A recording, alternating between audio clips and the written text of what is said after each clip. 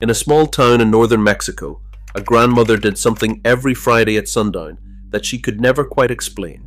She lit 2 candles, set them inside a cupboard, and closed the door so the light wouldn't show from the street. She wasn't hiding them from burglars. She was hiding them from a memory she didn't even know she had. She avoided pork, and she couldn't tell you why. She swept her kitchen floor toward the middle of the room instead of out the door. And when her grandson finally took a DNA test, decades after she was gone, the results named something the family had buried so deep they'd forgotten they were carrying it: Sephardic Jewish ancestry, passed down in silence since their ancestors fled the Spanish Inquisition more than 500 years ago. The candles were Shabbat candles. Nobody in the family had known for generations. And here is the part that should make you sit up. In case after case like hers, the loudest clue was hiding in the most obvious place of all. It was the family's last name. Today we're counting down 15 Spanish and Latino surnames with documented Sephardic Jewish history behind them. Names that surface in Inquisition trial records, in old synagogue registries, and on the official Sephardic surname lists Spain and Portugal referenced when they invited the descendants of expelled Jews to reclaim citizenship. If you have ever wondered whether your own family carries a story it never told you, subscribe to Bloodlines and Borders and stay to the end, because number 1 is one of the most common surnames in the entire Spanish-speaking world. But first, one honest warning, because this channel deals in truth, not flattery. A surname by itself is not proof of anything. These names are carried by millions of proud Catholic families with no Jewish ancestry at all. A name is a doorway, not a verdict. What it can do is tell you which door might be worth opening. So let's start opening them. Number 15. Espinosa. We begin with a name that means thorny place, and one of history's greatest philosophers wore it. Baruch Spinoza came from a Portuguese Jewish family, the Espinosa line, who fled the Inquisition and rebuilt their lives in Amsterdam. The name appears again and again in converso records across Spain and the New World. If it's in your family tree, that thorny hillside may hide a very old root. Number 14. Pena. It simply means rock or crag, the kind of plain geographic name officials love to assign. But Pena recurs throughout Sephardic and converso registries, often as a name conversos took precisely because it sounded so unremarkable. Sometimes the safest hiding place is the most ordinary word in the language. Number 13. Toledano. This one barely hides at all. Toledano means from Toledo, and Toledo was the beating heart of Jewish Spain, home to one of the greatest Jewish communities in the medieval world. To carry this name is to carry a postal address to a lost world. Among Sephardic families, it is one of the most recognizable surnames there is. Number 12. Aguilar, place of eagles.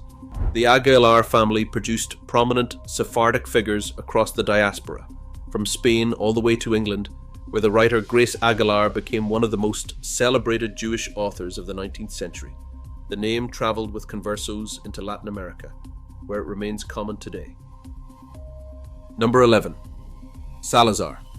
A proud old Castilian name, and precisely because it sounded so respectable, it appears over and over in the records of families investigated by the Inquisition.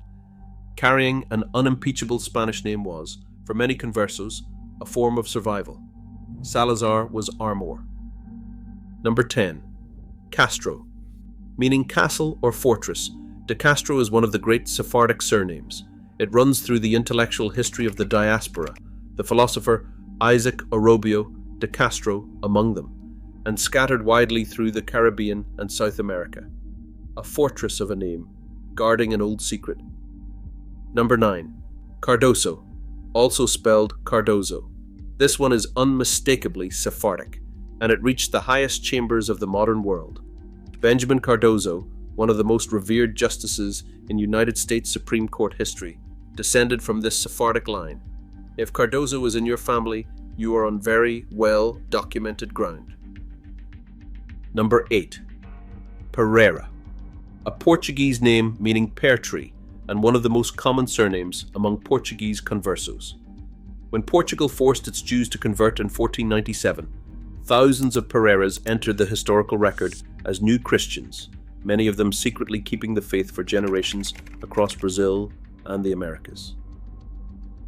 Number 7. Nunes, in Spanish, Nunes. Behind this ordinary patronymic hides one of the most dramatic escape stories of the era. Maria Nunes, a young converso woman who fled Portugal for religious freedom around 1600, became legend among Sephardic communities. The Nunes name spread through Amsterdam, London, the Caribbean, and the American colonies. Number 6. Henriques, in Portuguese Henriques. This surname became so associated with secret Jews that in some New World communities it was almost shorthand for converso heritage. Henriques families were among the founders of Jewish life in the early Caribbean and the Americas, hiding in plain sight under a thoroughly Iberian name. Number 5. Sarfati. Here's one that doesn't hide at all because it isn't even Spanish underneath.